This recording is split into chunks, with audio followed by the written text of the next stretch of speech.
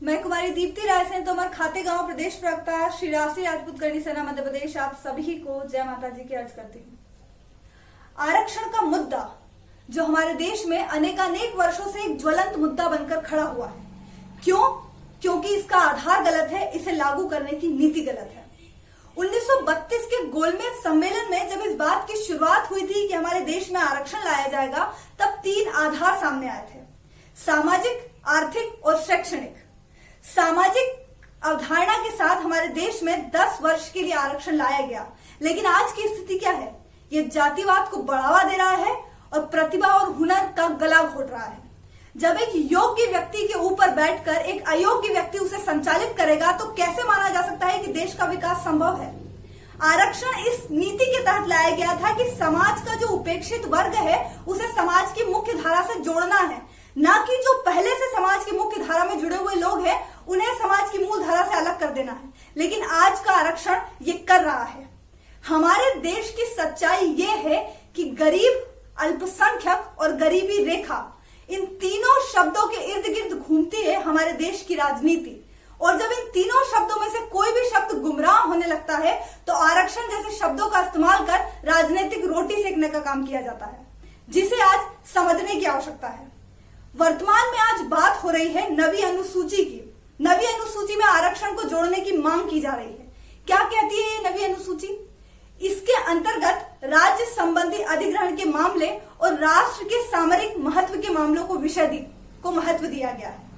इस नवी अनुसूची की महत्वपूर्ण बात यह है कि इसमें शामिल मुद्दों को न्यायालय में चुनौती नहीं दी जा सकती। मैं ये पूछना चाहती हूँ, क्या वर्तमान जातिगत आरक्षण को नवी अनुसूची में शामिल करना उचित है? नवी अनुसूची में जोड़ने के बाद क्या यह समाज के प्रत्येक वर्ग के युवा को उसके उचित विकास का अवसर देगी? वर्तमान की आरक्षण की नीति, जातिगत आरक्षण की नीति, एक सामान्य वर्ग में उपस्थित गरीब परिवार के प्रतिभाशाली युवा पर कितनी करारी चोट करती है कि प्रतिभा और हुनर के बावजूद भी वो अपना विकास करने में सक्षम नहीं है। मैं ये पूछना चाहती हूँ कि आरक्षण का लाभ लेने वाले वर्ग में क्रीमी लेयर को क्यों अलग नहीं कर दिया जाता? एक बार जो आरक्षण का लाभ लेकर संपन्न हो चुके हैं, साधनों से परिपूर्ण हो चुके हैं, वे ही क्यों आरक्षण का लाभ लेते चले आ रहे हैं? उनकी पीढ़ी दर पीढ़ी आरक्षण का लाभ लेती चली आ रही है, और जिन्हें सच में आरक्षण की आवश्यकता है वे आज भी आरक्षण से वंचित हैं। एक और बात की जाती है भाईचारे की भावना को बढ़ावा देने की, जातिगत भावना से ऊपर उठकर बात करने की। लेकिन विधानसभा का चुनाव हो या लोकसभा का चुनाव हो, सभी राजनीतिक दल उस जाति के व्यक्ति को टिकट देते हैं जिसकी जाति का उस क्षेत्र में बाहुल्य हो, भले ही वो व्यक्ति अयोग्य क्यों ना हो, जिसके चलते आपराधिक प्रवृत्ति के लोग जनप्रतिनिधि बनकर संसद और विधानसभा में पहुंच जाते हैं। जब ऐसे लोग जनप्रतिनिधि बनकर जाएंगे, तो क्या सच में हमारे देश का विकास संभव है? अंबेडकर ने जिस भावना के तहत हमारे देश में आरक्षण को लाने की बात कही गई थी, वो ये थी कि हमारे समाज का, हमारे देश का जो शोषित वर्ग है उसे समाज की मुख्य धारा से जोड़ना है। आरक्षण को हमारे देश में लागू हुए 70 से भी अधिक वर्ष हो चुके हैं। क्या हम इसमें सफल हुए हैं? क्या सच में आज आरक्षण का लाभ उस शोषित वर्ग को मिला है जिसके लिए आरक्षण बना था?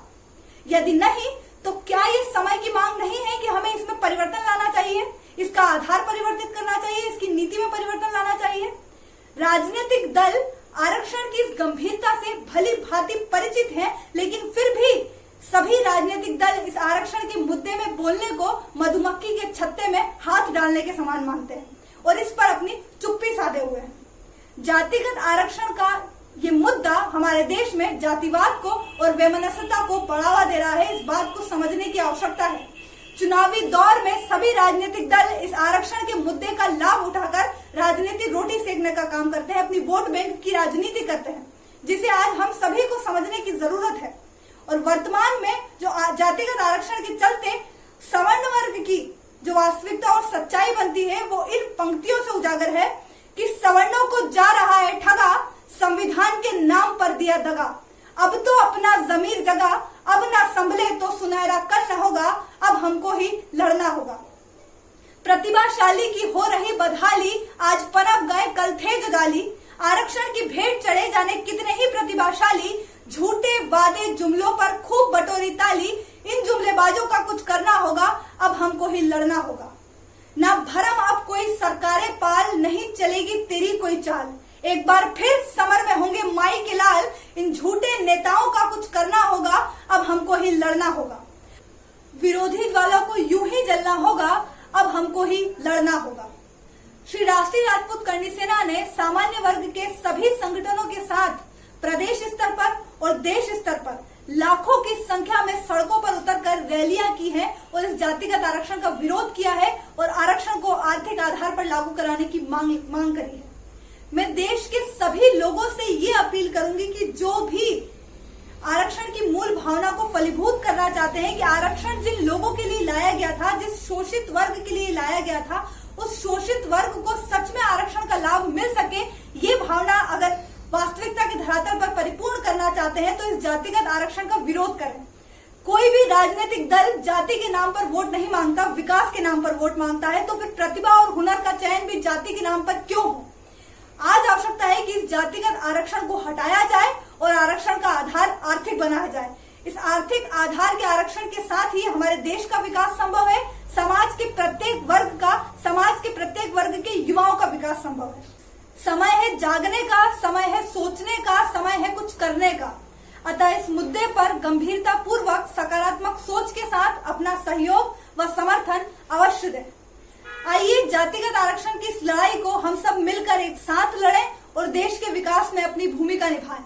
बहुत बहुत धन्यवाद। जय मां करणी।